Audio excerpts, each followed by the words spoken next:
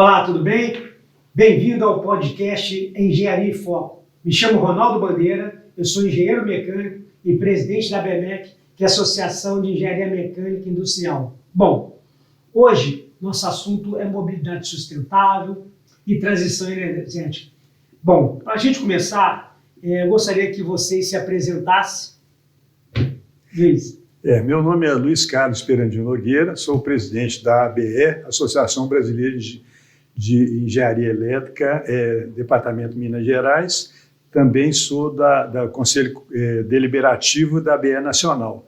Além disso, eu sou o diretor de Comunicação e Relações Institucionais do CREA-MG, sou empresário, tenho uma consultora, e aí tem muita coisa para falar, mas não é o caso de a gente falar isso agora. Né? Perfeito. Léo, gostaria que você se apresentasse. Obrigado a vocês. Primeiro, obrigado pelo convite aí, né, Ronaldo? A vocês aí, realmente é uma grande honra estar aqui presente e participando desse encontro aqui. Meu nome é Leonardo Veloso Brandão, eu sou hoje presidente do LEMOB. O LEMOB é um laboratório de energias para a mobilidade, e atualmente a gente está na gestão da PNME, Plataforma Nacional da Mobilidade Elétrica. E também sou diretor executivo da Evibras Mobility, que atua também no segmento de mobilidade. Bom, obrigado a vocês. Antes de a gente começar, Leonardo, eu gostaria que você explicasse para a gente o que seria uma transição energética, uma mobilidade sustentável, só para a gente fazer com que aquelas pessoas que estão assistindo, porque essa palavra tão difícil, como é que seria isso aí? Então, uma ideia da gente. Então, Ronaldo, voltando, trazendo aí à tona, antes de falar de transição energética e mobilidade sustentável, a necessidade, né? Nós estamos vendo essa mudança climática, então, por isso, né, essa necessidade tão iminente da gente tratar esses temas, né? A gente convive com isso aí a cada momento, a cada verão, a cada inverno, né? De todo esse clima da forma que hoje está se comportando. Então, falando de transição energética, vamos falar um pouco de estatística, né? Então, dentro da nossa matriz energética, nós temos uma matriz limpa. O Brasil, ele considera, né, é considerado como matriz limpa, voltada às energias renováveis, seja hidrelétrica, eólica e fotovoltaica. Então, hoje a gente participa com cerca de 90% dentro do sistema com essa energia limpa. Agora, vamos falar da matriz energética total. Matriz energética total, a gente inclui a mobilidade. Então, vamos incluir os combustíveis fósseis e tudo mais. Aí nós vamos para 50% de energia renovável. Né? Por isso, a grande importância da gente debater a mobilidade de uma forma de descarbonizar, né? O Brasil ainda é considerado muito eficiente e muito relevante em termos de renovável, porque 50% o mundo conta com 14% só de energia renovável dentro da sua matriz. É interessante, Luiz, você como presidente da ABE, a demanda dos seus engenheiros para essa ida, né, principalmente dos seus engenheiros lá, eletricistas, lá associados, ela vai para um lado mais pro elétrico, já existe essa tendência ao engenheiro tanto mais o novato, porque o novo às vezes já está na sua fonte normal de caminho. Existe essa procura, de um modo geral, para os engenheiros? Sim, na realidade, o engenheiro recém-formado hoje, ele tem um mercado interessante, porque até o mercado financeiro demanda muito engenheiro. A formação do engenheiro, ele é muito absorvido pelo mercado no mercado financeiro. Agora, os que a gente consegue capturar, né, você tem disponível hoje um grande mercado para energias sustentáveis, não só elétrica também, mas você tem várias gerações, por exemplo, usando biodiesel, usando álcool. Então, esse foco para os nossos engenheiros, ele, na realidade, é o que se apresenta hoje. E mais também a fotovoltaica, geração fotovoltaica, né? Geração fotovoltaica também é um mercado interessante, tá? que está em plena expansão no Brasil. Nós temos alguns problemas regulatórios e também da matriz energética que limitam um pouco essa inserção. Entendi. Agora, Leonardo, eu gostaria de voltar um pouquinho no tempo, falar sobre o CONATRE. Não ainda que nós vamos falar posteriormente o que vai acontecer, etc., mas antes disso, gostaria que você falasse sobre o CONATRE, como ele começou, qual o objetivo de um modo geral, como é que foram as últimas edições. Eu acho importante salientar, porque eu sei do grande sucesso que é o CONATRE. A gente vai ter aqui, se Deus quiser, em Belo Horizonte. Eu sei que a gente está na parte aí final, mas eu gostaria que você falasse essa história do CONATRE, o que você acha que ele vem ajudando a sociedade, ou, aliás, se estiver ajudando alguma parte, seja estado, município, seria de muito bom para a gente. Tá, então, assim, é bom sempre destacar como que surgiu, né, Luiz?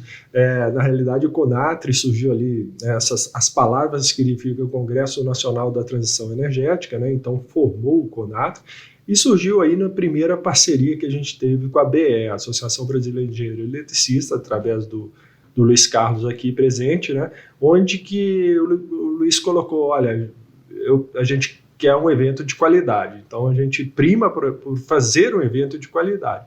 Então a gente buscou essa perfeição, essa qualidade dentro desse evento, convocando ali praticamente 50 palestrantes, né, de renome até internacional, para estar compondo o quadro e os debates. Então, os temas foram super bem trabalhados, super bem evidentes, né, da época, do que tinha mais de tecnologia, inovação e do interesse do público de uma forma geral. Então, daí, né, nós fizemos a terceira edição agora em Brasília, para ser o grande palco, né, da política pública, do seu influenciador. Então, você falou ali, o que a gente leva? Conteúdo. Então, a gente leva o conteúdo e traz também os grandes formuladores de política pública para acompanhar essas demandas, né? Essas demandas, seja do iniciativa privada, seja da academia, né? Academia junto também, né? Como o Luiz colocou aqui, né? Da formação ali do engenheiro, da necessidade dele de formação, o que ele precisa em si. Então, isso é um ponto importante que a gente traz dentro do evento. Entendi. Agora, o Luiz, ele está falando ali, em relação aos eventos, o Conselho, né, o CREA, ele sempre apoia essas ações de um modo geral. E, com certeza, você lá na ABE, junto com o CREA, vai dar esse momento aí para que a gente possa ter mais eventos desse CONATRE aqui em Minas, ou o último foi em Brasília, como você disse, né? Sim. E o que vocês estão pensando hoje em relação ao CONATRE? O CONATRE, ele realmente foi um projeto de sucesso, né? Dentro das expectativas da sociedade, que ela realmente demanda esse produto. E hoje nós temos já uma realidade. Em novembro a gente vai ter um grande evento aqui nacional, que é o 4º CONATRE.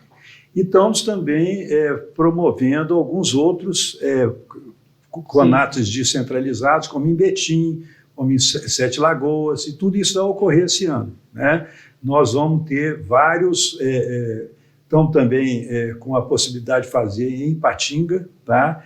Então, a gente tem feito, porque nós acreditamos nesse produto. É interessante, talvez, até a gente falar um pouquinho antes do relação à matriz energética. Você vê, o carro a combustão elétrica, o carro a combustão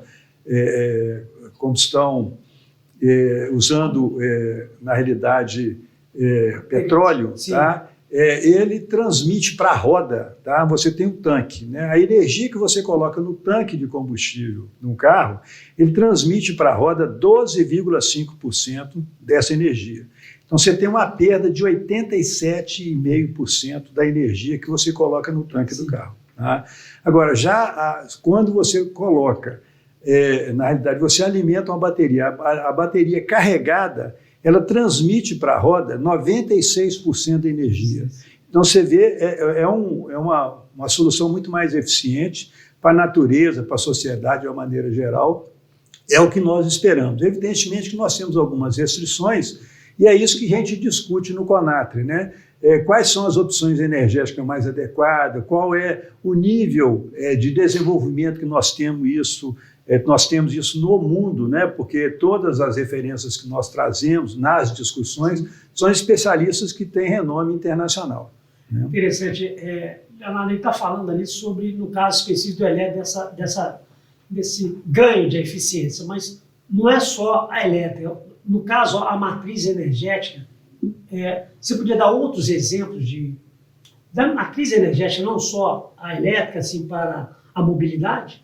Sim, aí nós estamos falando do consumo, né, dessa matriz energética, né, da energia, do consumo da energia, por isso que a mobilidade ela é tida como consumidora dessa matriz. E ela pode ser fóssil ou pode ser renovável. Né? Então, da forma dela ser fóssil, a gente tem um tratamento diferenciado no Brasil. O Brasil é considerado, né, como uma eficiência em cima dos biocombustíveis, seja ele o etanol, seja ele os biocombustíveis, biodiesel e tudo mais. Então, tudo isso aí entra na questão da transição energética, da forma como a gente vai conduzir, de uma forma diferente. É isso que a gente defende. O Brasil pode ter uma transição muito mais pé no chão, vamos colocar assim, do que uma Europa que estabeleceu uma meta e não vai conseguir atingir essa meta, porque foi muito rigorosa em termos dessa criação e não existe, né, um conceito da questão dos biocombustíveis. Então, isso é um ponto importante, né, que a gente defende essa transição de uma forma justa no Brasil e de uma forma que vá aproveitar todos esses nossos recursos. Você falou... Esse segmento sucroalcooleiro, por exemplo, né, que nós já estamos consolidados aqui desde a década de 70. Né, nós temos uma estrutura que poucos países no mundo têm, que é essa realidade do pró-álcool no Brasil. Né? Então, se você pega, é uma solução sustentável, porque cada vez mais nós temos desenvolvido essa tecnologia, e esse recurso, não só do álcool, você desenvolve a indústria nacional e, além disso, você pode, consorciado com outras tecnologias, como o hidrogênio, por exemplo, você pode produzir o hidrogênio verde, que é o que está se buscando hoje no mundo. Né? E o Brasil é um dos poucos países do mundo que tem condição de fazer com que essa tecnologia seja viabilizada através do programa Pró-Álcool. Mas nós temos também o biodiesel. Né? Sim. Como é que seria o biodiesel assim, para aquele profissional que está nos assistindo? O que seria ele? Legal essa pergunta. Né? Eu acho que o importante é a gente saber também que na legislação brasileira já exige, né, uma quantidade do biodiesel aí, que é em função aí dos óleos vegetais, né? A maioria desse óleo aí vem da soja. Hoje já tem uma composição de até 15% dentro, menos poluidora, né, do que o diesel fóssil. Então, hoje já existe essa composição e também, né, a gente tem na legislação brasileira, hoje a gente conta com os novos veículos entrando com motor Euro 6, que é um motor menos poluidor, né, menos emissor de carbono. Então, esse é um ponto importante aí também dentro desse processo. Só voltando um pouquinho, eu acho que foi interessante que o Luiz colocou, da questão do Conatri, a gente sempre explora experiências. A cada evento, a gente tem uma experiência. Ele cita aí a questão do hidrogênio verde, porque em Brasília nós visitamos uma estação de hidrogênio verde, né? Excepcional, da Neo Energia. O motor seria... como é que seria não o motor, né? A geração do hidrogênio, ele é através de placas fotovoltaicas. Sim. Então 100% renovável, e existe ali a pureza da água, né? Onde que a água é realmente trabalhada, e dentro dali, pela eletrólise, é separado as moléculas de oxigênio e o hidrogênio. O hidrogênio ele é acondicionado em cilindros, e esses cilindros vão alimentar, né, os ônibus, os carros, os veículos, e nisso o veículo a hidrogênio ele é um veículo elétrico também, alimenta o motor, e o motor, né, como o Luiz Carlos colocou aqui, a eficiência do motor elétrico ele é enorme, né? Na realidade, só complementando isso aí, porque na realidade você tem o hidrogênio, ele funciona, né, como um gerador, né? Na realidade, o motor a hidrogênio, o resíduo do hidrogênio é água. Então, na hora que você introduz o hidrogênio para fazer a combustão, né, com o motor, teoricamente, a combustão, na realidade, ele também alimenta, depois que ele gera energia, ele alimenta o motor elétrico. E com essa eficiência que o Leonardo falou, tá? Que eu já tinha ressaltado antes. E o importante é que o resíduo do hidrogênio é água. Então, na hora que você está funcionando, sai no cano de descarga água pura, água destilada. Mas onde tem essas experiências tem lá em Brasília também, além de ter essa, como vocês falaram, tem essa estação, né, mas existe lá também, eles já aproveitam, eles já têm os veículos deles já em circulação. Hoje é um projeto piloto, né? O hidrogênio em si, ele não é viável comercialmente, ele é muito caro hoje para se gerar, né, da forma que a gente está falando, o hidrogênio verde, porque ele tem diversas classificações, tem hidrogênio azul, hidrogênio cinza, né, que é em cima da geração de energia de um combustível fóssil. Então, o verde em si, esse é um projeto piloto, né, um PID da ANEEL, né, da Agência Reguladora.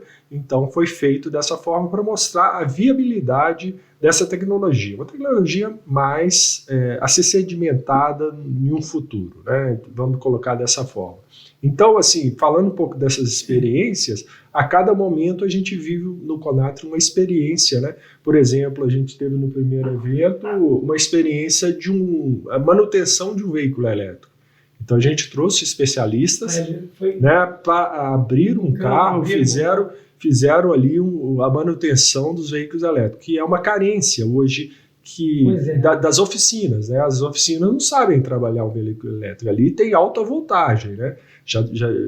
E tem casos no mundo de mortes, inclusive, relacionadas, né, à questão de manutenção do veículo elétrico. Pois é, mas você que, como presidente lá da ABE, é uma área de atuação do engenheiro bem interessante, porque ali você tem a mecânica, né, em relação ao carro, lá do amortecedor, volante, mas a elétrica embarcada, ela é de uma tecnologia mais moderna, né? Eu trabalho com inversores de frequência e sei da dificuldade de encontrar profissionais para fazer esse alinhamento de um modo geral, mas como é que você vê essa carência? Porque hoje, se você tiver um carro elétrico, além das concessionárias, você tem até dificuldade de levar esse carro para esse outro lugar. Então, como é que você vê esse mercado aí para o jovem ou o empresário que gostaria de investir nessa área? Nós temos oferecido, né, via esses eventos nossos, né, o Leonardo até deu esse exemplo de um curso. Nós promovemos um curso para os profissionais para eles se habilitarem na manutenção de carro elétrico, né? E mais, se você olhar o mundo de uma maneira geral, né, com essas energias sustentáveis, cada vez mais o profissional da engenharia elétrica está sendo valorizado, não só na parte de automação, né, na parte fotovoltaica. Todas essas tecnologias que estão surgindo demandam muito mais do profissional da engenharia elétrica, é lógico, associado com os outros profissionais, como a engenharia mecânica, a mecânica fina, né, vários outros tipos de conhecimento, né, básicos, né, e a elétrica ela tem pegado um mercado muito interessante que tem um desafio grande de treinamento. Eu vou se aprofundar mais. Você acha que a pessoa, vou supor que o carro está com um problema elétrico, você acha que uma estrutura, nem em relação a valores, uma estrutura ali para você trabalhar num carro elétrico, ela é bem básica para fazer ou é algo assim, não, é mais conhecimento técnico ou é produto, testes, equipamento? Não, você requer também equipamentos que não são equipamentos baratos, né? Mas nada sendo excepcional. O mais importante é a qualificação técnica. E mais, né, eu vejo o seguinte, não tem como fugir disso, né? Toda vez que surge uma tecnologia, surge na realidade, a necessidade de aperfeiçoamento profissional. Agora, o carro elétrico ele é um carro mais interessante, porque você não tem óleo, né? Então você funciona, né? Eu peguei alguns taxistas, né, lá em Brasília, o cara falando, ó, eu já rodei com esse carro 150 mil, eu não tenho troca de óleo, entendeu? Então é o seguinte, a manutenção é muita manutenção básica. Esse carro praticamente não dá manutenção. Então é um carro assim, que vai agregar muito para a sociedade, porque diminui o custo de manutenção enormemente, né? Mas a manutenção especializada, como você estava falando, evidentemente só para você desmontar um carro elétrico, você ter acesso às peças, né, que você vai fazer a inspeção, requer um treinamento muito, muito grande na parte de segurança do trabalho, porque você tem tensões na faixa de 800 volts com um nível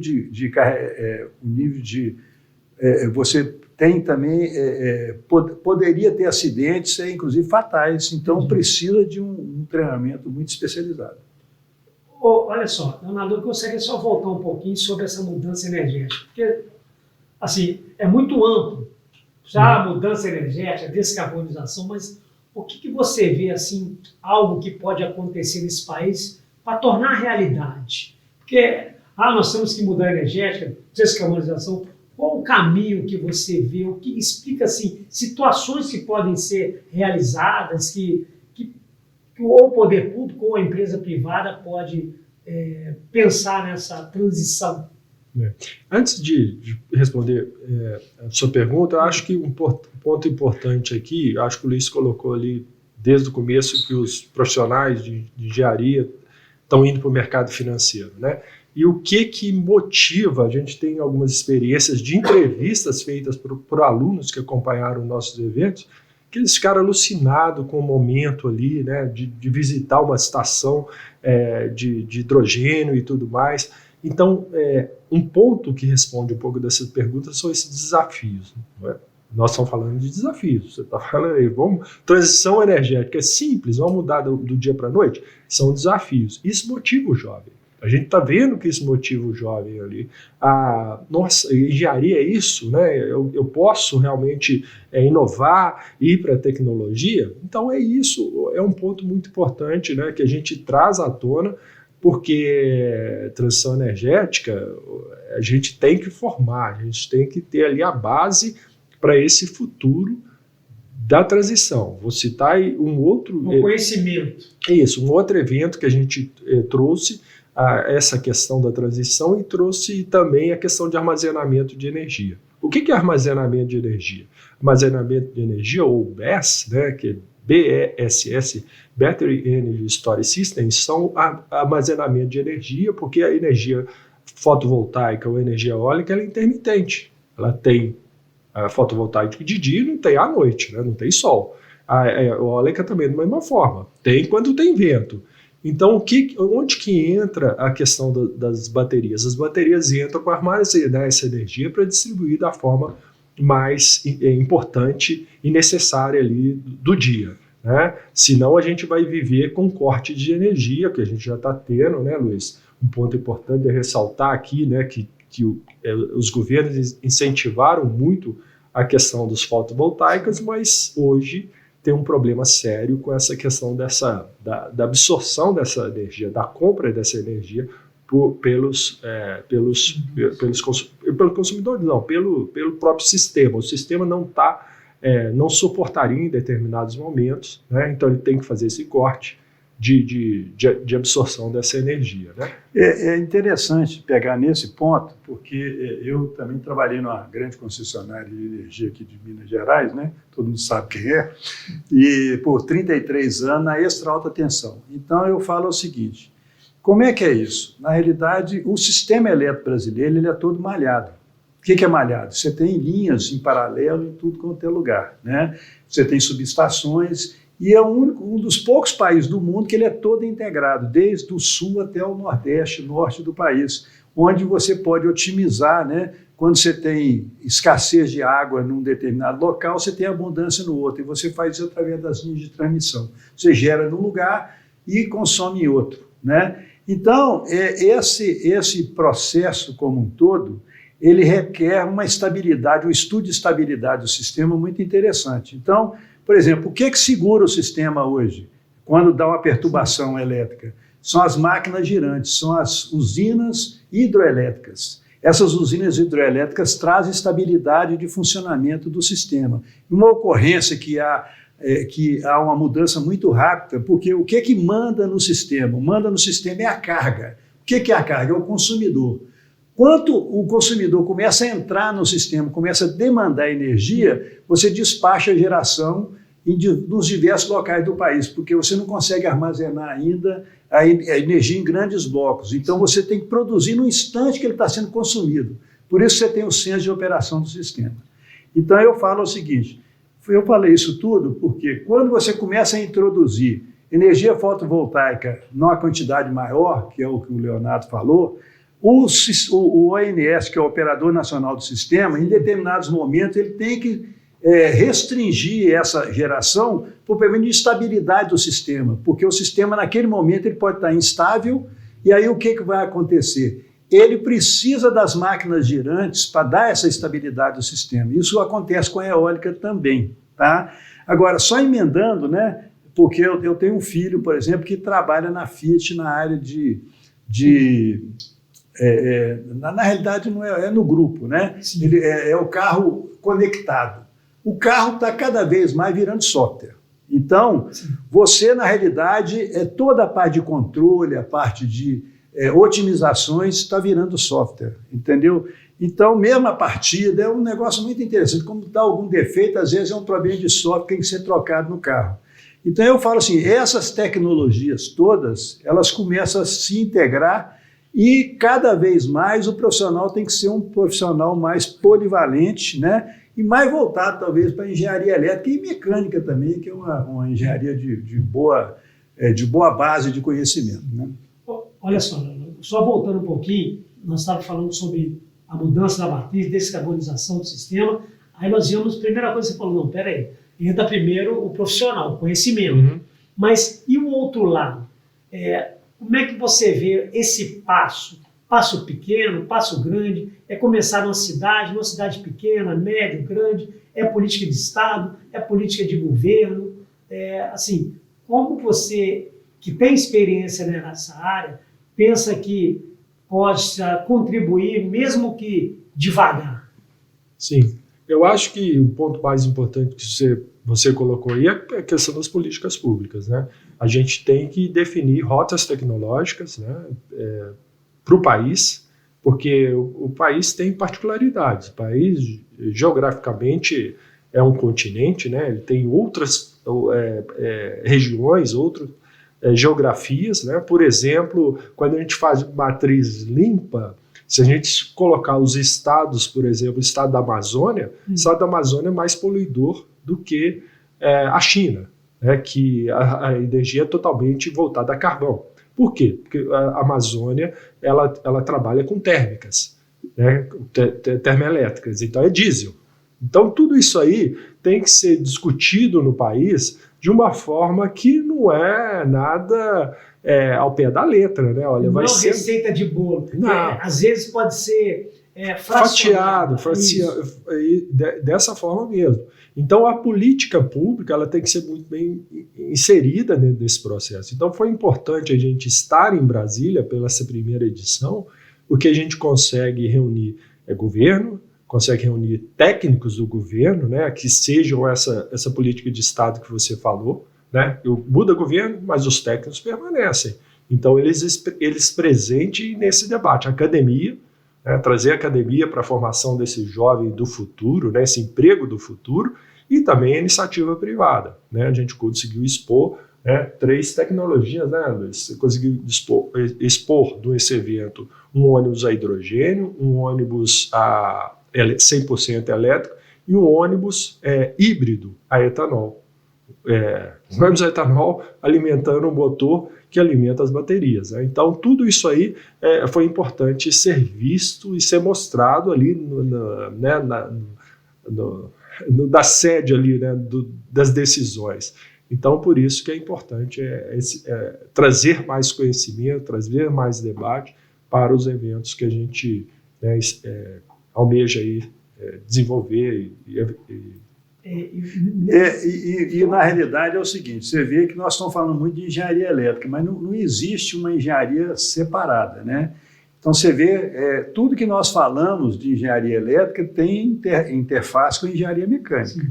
Então você vê que os carros, né, dificilmente você vai ter um carro totalmente elétrico. Você tem roda, você tem um montão de coisa. Amortecedor, volante. Exatamente. Então você tem toda aquela parte estrutural do carro, a torção. Você tem uma parte de mecânica aplicada e uma mecânica de alta complexidade em todos os produtos. Na realidade, eles podem ser produtos mais brutos ou menos pesados, mas a mecânica fina nesses que você trata em todas essas engrenagens, ela dificilmente você vai ficar sem ela. Então nós, engenheiros mecânicos e engenheiros eletricistas, né, nós vamos estar bem nessas novas tecnologias. E por outro lado, né, a gente está falando de transição, Ronaldo, é importante colocar isso aí. O Brasil tem uma frota hoje de veículos de 45 milhões de veículos.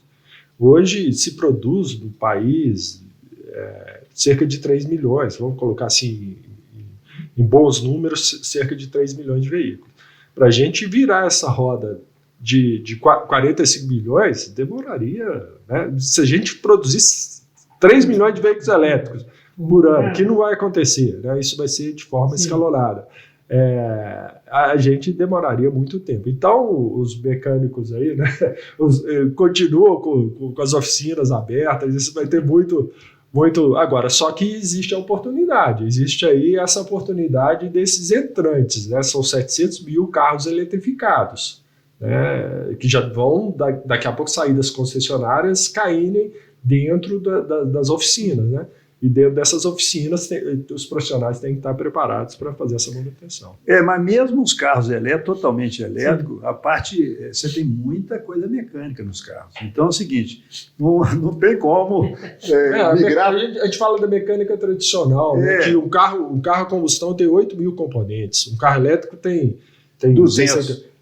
Tem 2 mil, né? Não, 200. Totalmente elétrico, motor, né? Totalmente elétrico, se você comparar de 4 mil para 200 itens. Entendeu? A diferença é brutal. É lógico que aí você vai incorporando tecnologia, você começa a ter um maior número de peças, mas se você comparar um carro tradicional mecânico e elétrico, a diferença é brutal. É de 4 mil itens para 200 itens. Mas, nesse caso, assim, por exemplo, hoje na nossa matriz aí voltada para veículos e caminhões, quem que é o maior poluidor que você acha numa cidade, de um modo geral? Vamos colocar São Paulo como um exemplo, né? Porque São Paulo são números grandes, a cidade de São Paulo.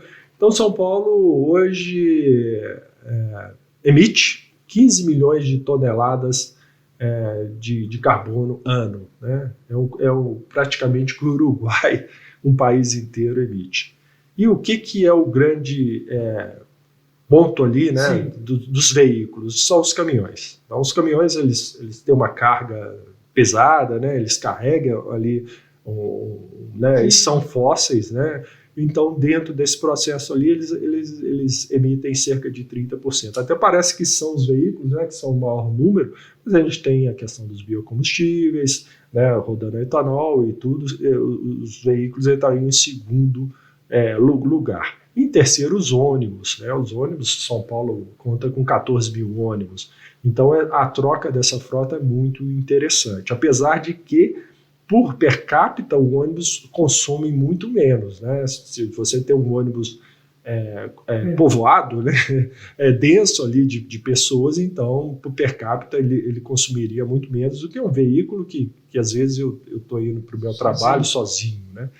Então, dentro dessa escala é onde que a gente deve atacar, né, pensando em descarbonização.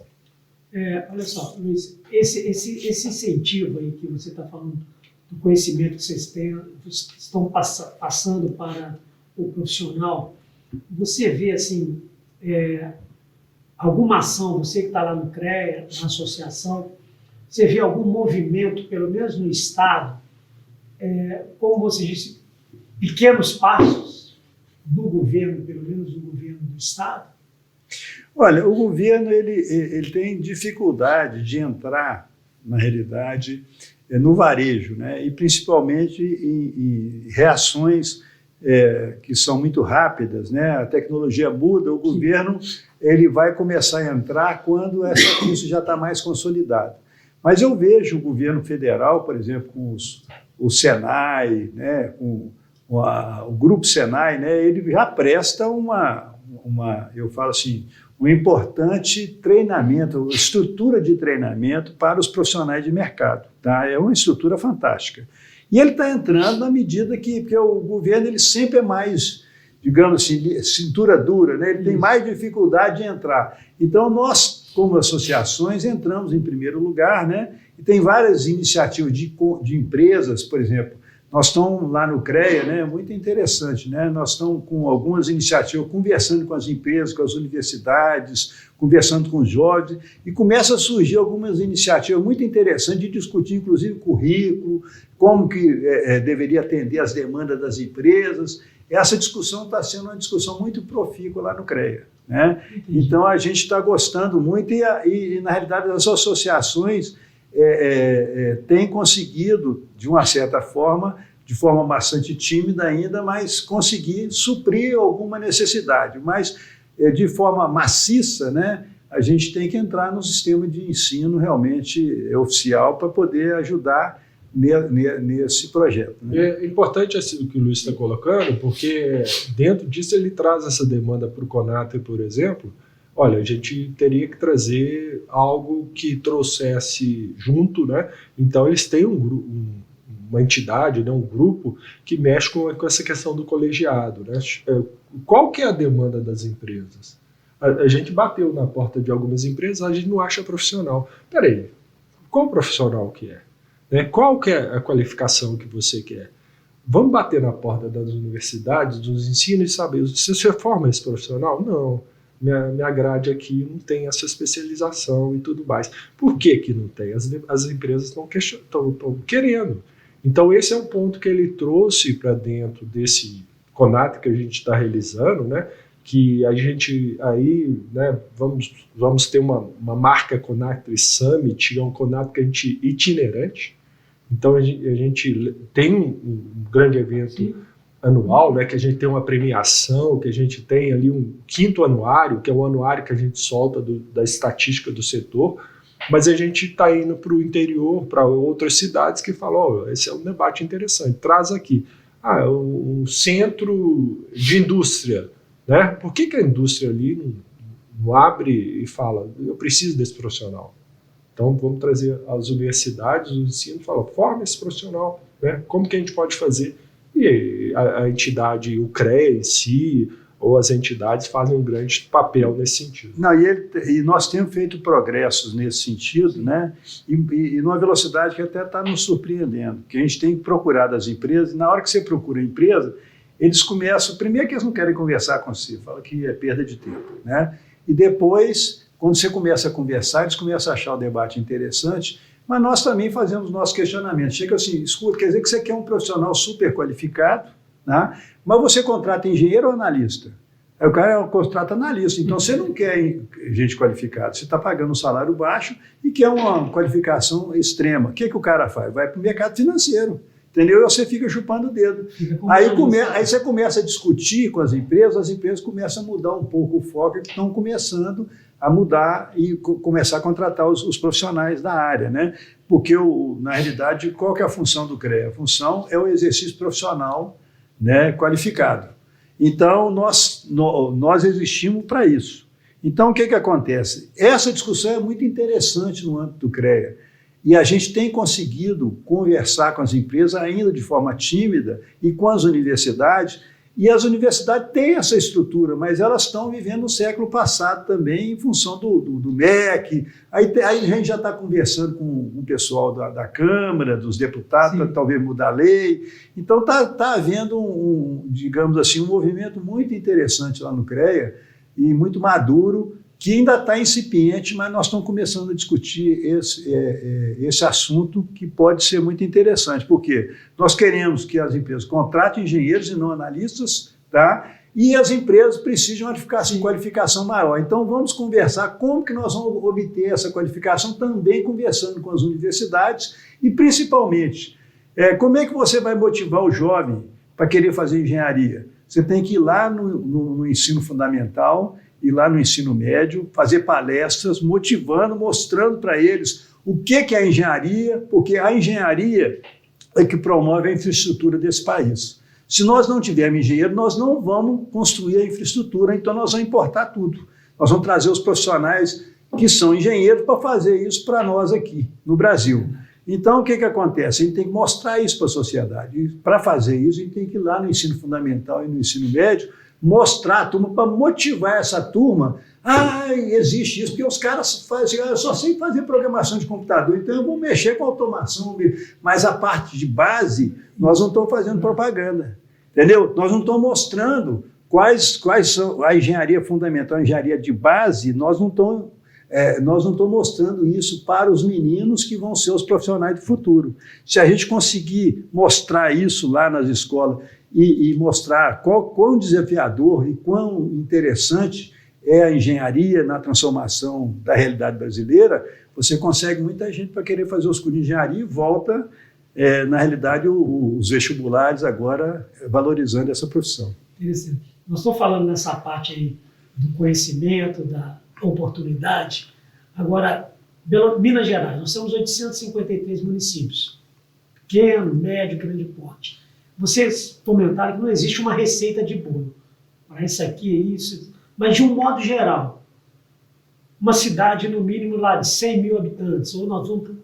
Minas Gerais é 100 às vezes, tem os de 200, alguns de 500 e as maior que é aqui. Existe algum modelo mínimo, assim?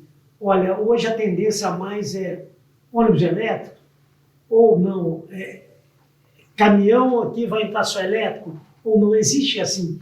não vou falar receita de bolo, uma iniciativa é melhor começar por isso? Mobilidade, né, que você coloca um tema aí. Eu acho que, como a gente falou, não é uma receita de bolo. Cada cidade, cada município tem que viver sua particularidade, né, e tem que começar por pilotos. Então, esse é um ponto importante, né? Tem que começar por programas pilotos, né, e ter até a adesão da população, da sociedade ali, para aquele modelo, né, testar, fazer essa validação. Mas que exemplos, assim, na mobilidade de transição poderia ser feito? É o ônibus elétrico mesmo?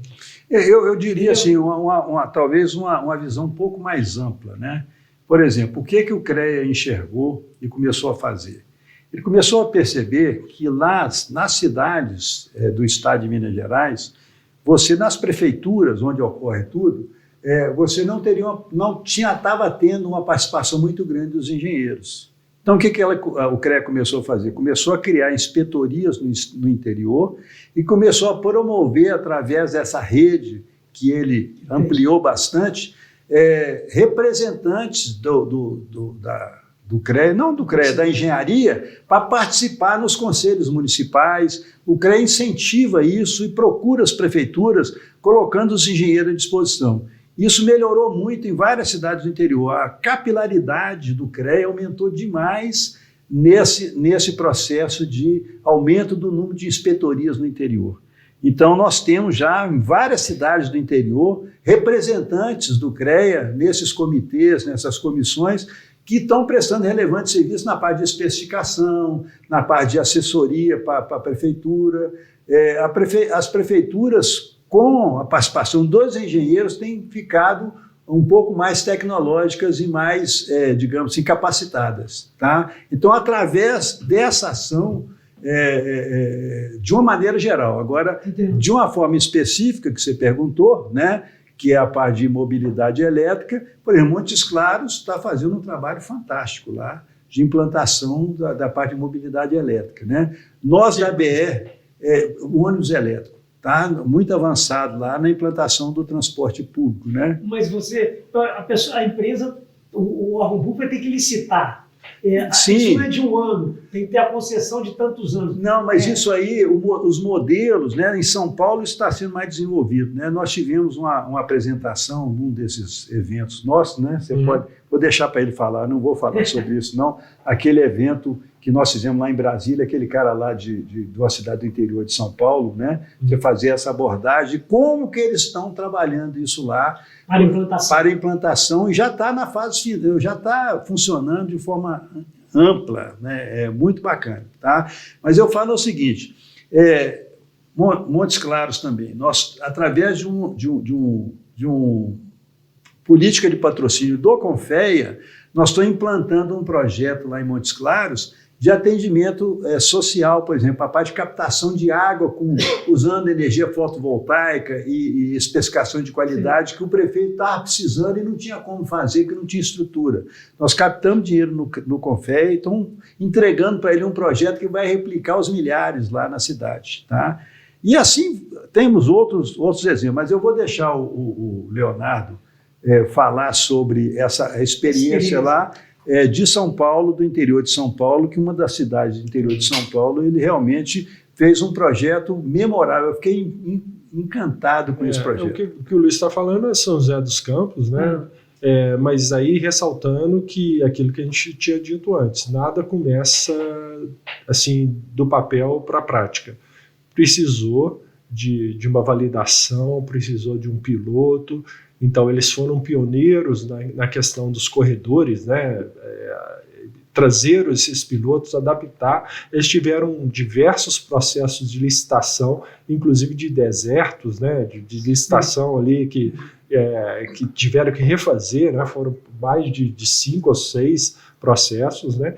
Mas encaminhou para essa situação. E aí, nesse meio tempo, a tecnologia ficou mais barata, porque um ônibus elétrico, prefeito, vou adotar um ônibus elétrico. A gente teve um caso desse. E o prefeito, não, queria um ônibus elétrico. Prefeito, o ônibus elétrico custa 3 vezes o ônibus a diesel. Então, em vez de comprar 6 ônibus, eu vou comprar um? É isso mesmo. Né? Mas aqui a manutenção é menor. Mas isso... quer dizer, aquele curtíssimo prazo, né? Em 4 anos você não vai se pagar isso não, isso aqui vai ser o próximo prefeito ou, né, daqui a um tempo. É política pública. Política pública. Então, partidário, exatamente. Então aquela situação ali que ele quer ver, né? Aquela situação do tradicional, né? Para que eu vou fazer esgoto? Porque ninguém tá vendo, né? Então faço ali obra, asfalto e tudo mais, é melhor. Então, dentro dessa perspectiva, Ronaldo, essa pergunta sua é uma pergunta ampla, né? Mas esse é um grande objetivo do CONAT, que a gente leve isso para essas demandas, leve isso, né, através dessas experiências. E essa experiência de São José dos Campos vale a pena replicar, porque foi uma experiência muito bem sucedida, tá? E um exemplo para o Brasil inteiro, um exemplo fantástico. Com certeza, com certeza. A cidade também que tem um poder aquisitivo alto, né, conseguiu fazer isso, né, cedia a Embraer, né, então tem ali muitos engenheiros, muita tecnologia. E bem administrada, a equipe que assumiu a prefeitura, bem intencionada e, na realidade, de alta capacidade de gestão. Por isso conseguiu realizar. Agora, quando você fala o ônibus lá é elétrico.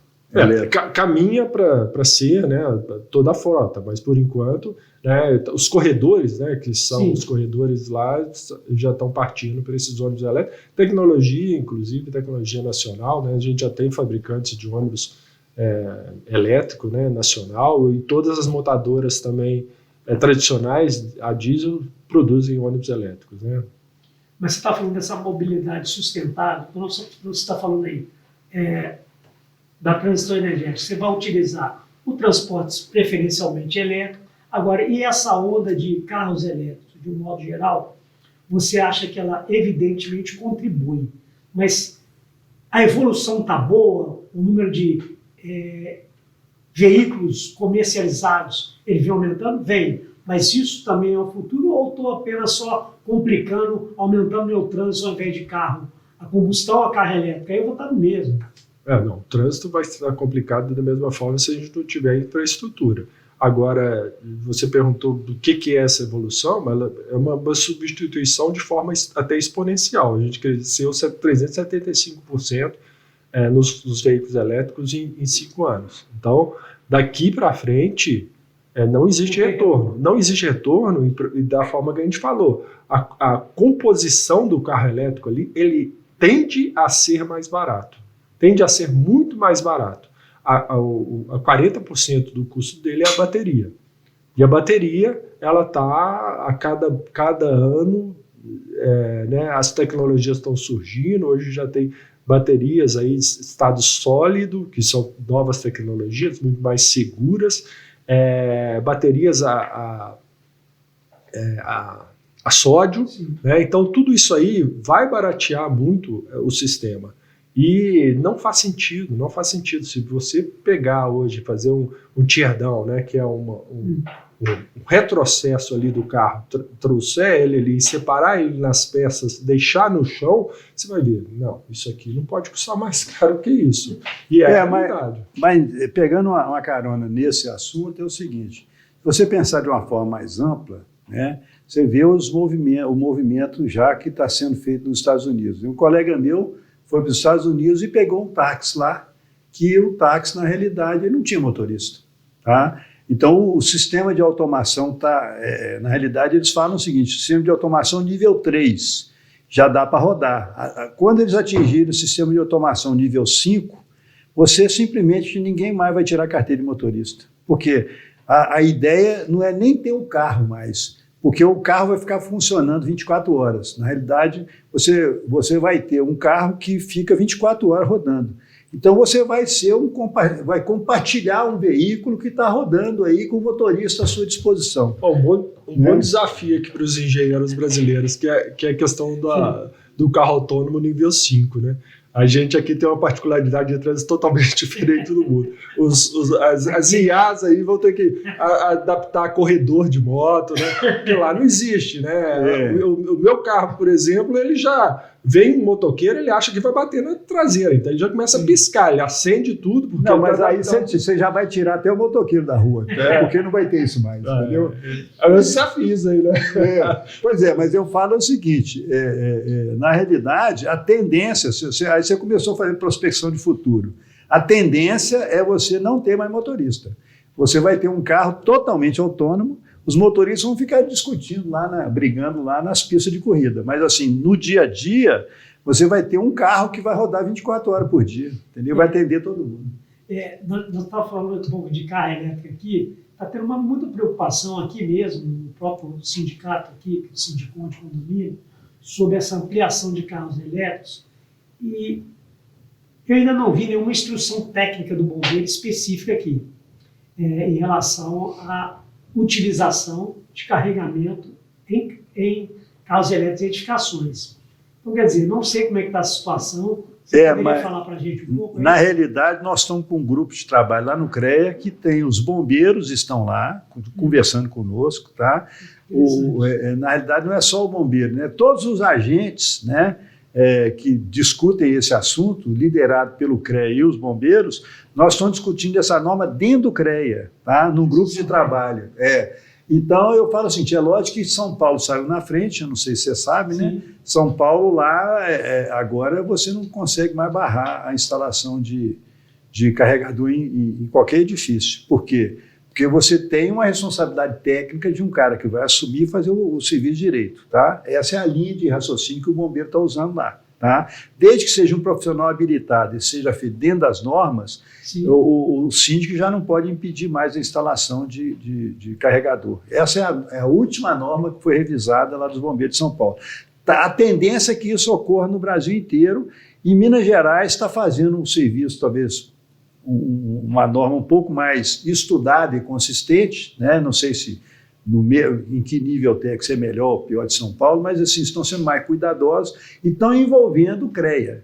O CREA está participando em todo o processo, profissionais habilitados do CREA estão participando dessa discussão e você pode ter certeza que a curto prazo nós vamos ter uma norma de Minas Gerais também estabelecida pelos bombeiros. Tá? Mas eu só gostaria de comentar um ponto que você falou, que não existe, né, uma norma. Existe sim, né, também não pode ser barrado. Eu falo isso de minha experiência mesmo, porque eu tenho um carro elétrico, né, passei por todos os momentos ali de questionamentos, de condôminos e tudo mais.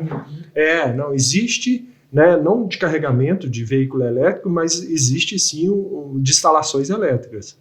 E todas as instalações, né, elétricas dentro de um condomínio têm que obedecer essa norma da BNT. Então, nada pode ser barrado ali desde que seja feito dentro das normas. O que o Luiz está colocando é o seguinte, particularmente a questão do carregador elétrico é uma novidade. E isso tem que ser tratado de forma diferenciada, né? Por isso que São Paulo saiu na frente e colocou como direito de todo usuário, de todo condômino, de ter um sistema de carregamento, desde que obedeça ali todas a questão dessas normas.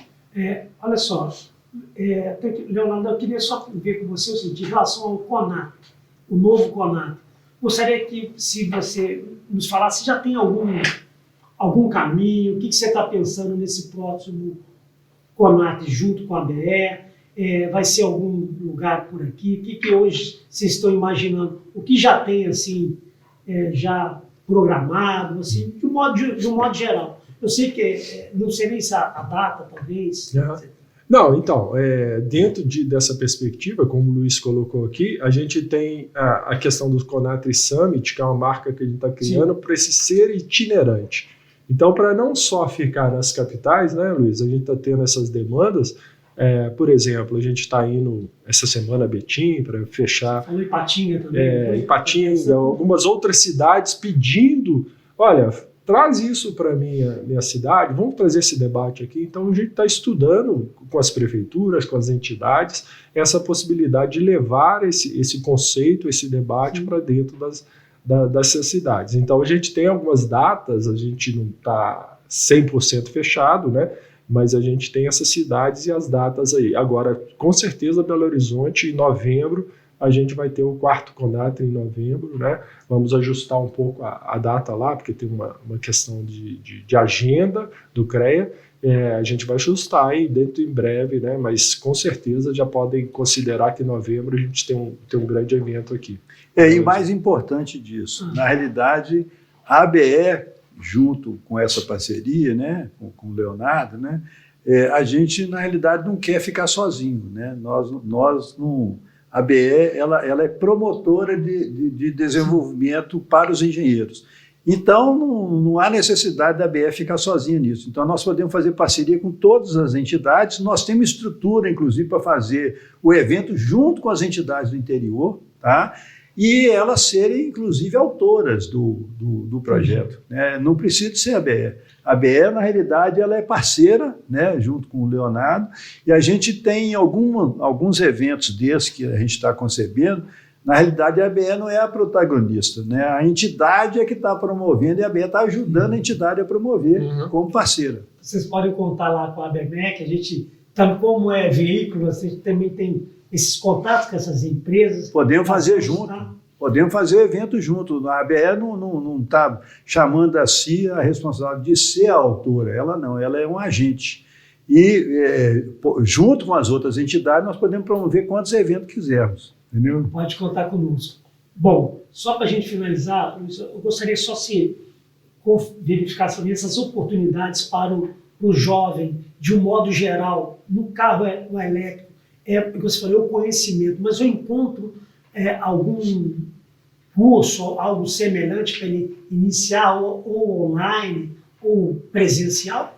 Com certeza. Na realidade, a gente tem, hoje, já tem, na própria web, né, se for na internet, você já consegue obter várias opções de treinamento nessa área especializada. Tá? Às vezes não é em Belo Horizonte, né, em São Paulo ou em outra capital, mas nós mesmos da ABE e, na realidade, o Leonardo, com as entidades que ele representa, nós temos parceiros que podemos orientar o profissional, né? Se ele tiver uma demanda específica, a gente tem conhecimento desses parceiros que promovem esse tipo de desenvolvimento.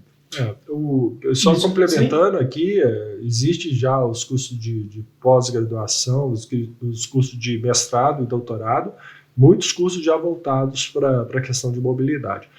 Eu fiz particularmente um curso na Unicamp, né, de mobilidade elétrica, que hoje já está na 8ª turma, acho que esse ano complementa a 8ª turma. É muito interessante, tem prática mesmo, né? E esses próprios professores da Unicamp são parceiros nossos, eles já estiveram aqui, estiveram agora conduzindo toda a curadoria junto com a gente em Brasília, então eles são muito importantes dentro dessa perspectiva. Ótimo. Mas eu vejo o seguinte, que na realidade você perguntou talvez para uma pessoa que às vezes não é tão especializada assim, né? Você um engenheiro recém-formado que quer um treinamento mais rápido, ou às vezes até não tem curso superior, né? Um mecânico ou um eletricista que quer se aperfeiçoar. Existe no mercado alguns cursos, né, que na realidade é só procurar que você vai achar, né? Nós mesmo oferecemos essa oportunidade para cursos aqui no CONAC. E pretendemos fazer de novo, novamente. Exatamente. Levar isso, trazer, né? É super importante e super interessante você entender a estrutura de um carro elétrico, né? A estrutura ali da chave, essa chave aqui tem que ser tratada e fechada 7 chaves, porque pode ser que um outro mecânico conecte ela lá e energize o carro como um todo, né?